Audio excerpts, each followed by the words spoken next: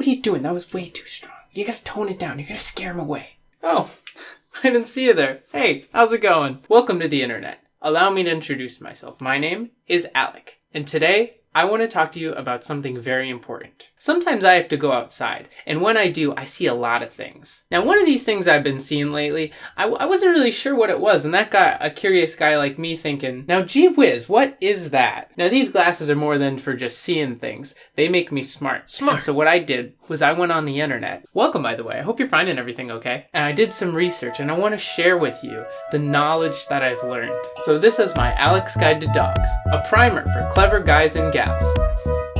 Whoosh. Sound effects.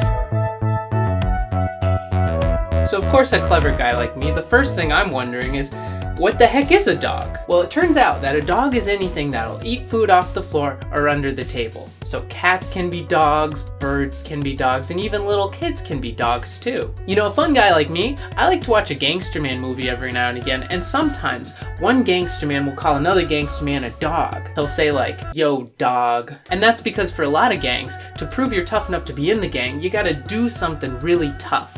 You think you're tough enough to be in the Sideways Hat Gang? You bet I am. All right, what you got? Yeah, that'd be pretty impressive. If this were the Sideways Baby Gang. I mean, what do you think we do here? This isn't some kind of amateur operation. You can just walk in, touch a toilet. What is this, some kind of threat? You gonna dirty my floors or something?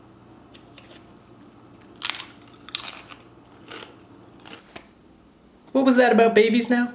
My dog, now that is Sideways Hat material. All right, man, you're in. So we're gonna kill the guy this weekend. Do you think you can start Monday? Well, I still gotta put in my 2 weeks with the backwards shirt gang, so maybe the Monday after that? Hey guys, can I be in your gang? I can never be in a gang. That's so icky. It's a pretty common misconception that dogs used to be wolves, but that couldn't be further from the truth. Scientifically speaking, wolves are dogs that have finally mustered up the self-confidence to say,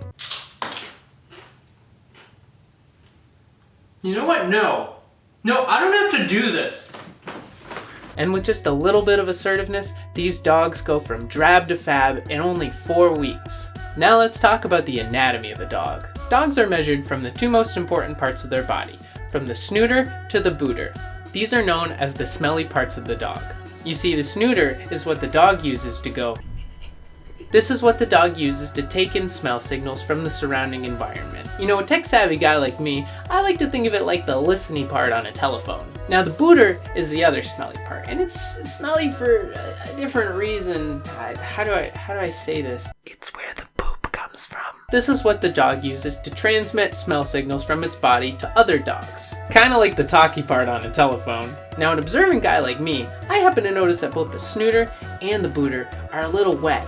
And each of those has its own reason. For the snooter, that's actually because dogs are prolific readers, and that helps them to turn the pages. You know, kind of how like you turn a page. The dog can just go with its wet snooter and turn the page like that. Now the booter has a different reason why it's wet. Poop. Another interesting part of the dog's anatomy is the tail. The tail is the part of the booter that goes. The tail is directly attached to the booter, but it's linked to the heart, so it's an easy way to tell how fast the dog's heart is beating. If you own a dog, you might notice that sometimes the dog's tail stops wagging and it lies down on the floor.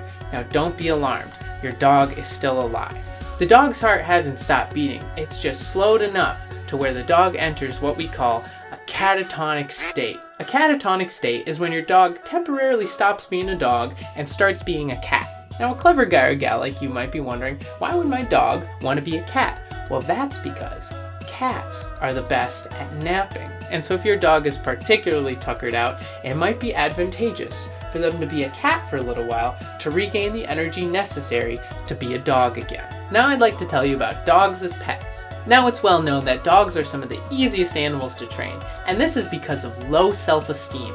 You see, when you spend your whole life eating off the floor and sleeping in a weird bed and wearing funny costumes, you're not gonna think that you have the dignity to be able to decide what you should do with your life. The more dignity a dog thinks it has, the closer it becomes to turning into a wolf. It's very sad, you know, it's very, very sad.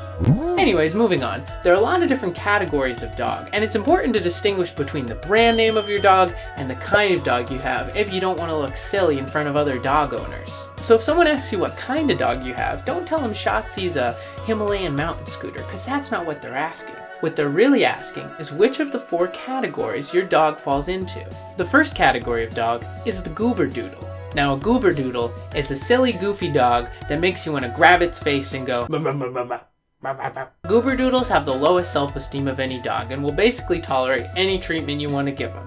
But they're very good boys, and so you should treat them well. The next kind of dog is the Spook Hound. Spook Hounds are defined by their 3 modes of action: snarling, foaming, and hunkering. When a Spook Hound feels that its territory has been encroached upon, it uses these 3 modes of action. First, the Spook Hound will snarl to let its enemy know that they need to get the heck out of there. Second, the Spook Hound will try to gross out the enemy by making spit bubbles. And lastly, just in case the Spook Hound needs to make the attack, it'll hunker down. The third kind of dog is the Shakemeister. Shakemeisters are extremely politically active and are always worried about foreign affairs. This causes them a lot of anxiety, which makes them shake uncontrollably. The best thing for a Shakemeister is to live in the house of a registered independent with no television. And the last type of dog is the regular dog. This is just your standard household everyday dog. This is your friend's parents' dog. They don't really do a lot, but they're around and it's nice. They're normally like brown or tan. This is the broadest category of dog. They're kind of like the backbone of the dog community. They don't get a lot of recognition, but they're a core member of many families. This concludes Alec's Guide to Dogs, a primer for the clever guy and gal. Whoosh. Sound effects. I hope you can use this information to better connect with others over their beloved pets. Just make sure to use proper etiquette. Excuse me, ma'am. I couldn't help but notice you have quite the specimen of Goober Doodle on the other end of that leash there. I find him very intriguing, and judging by his booter, I'd say the feeling's mutual. May I rub him? The end.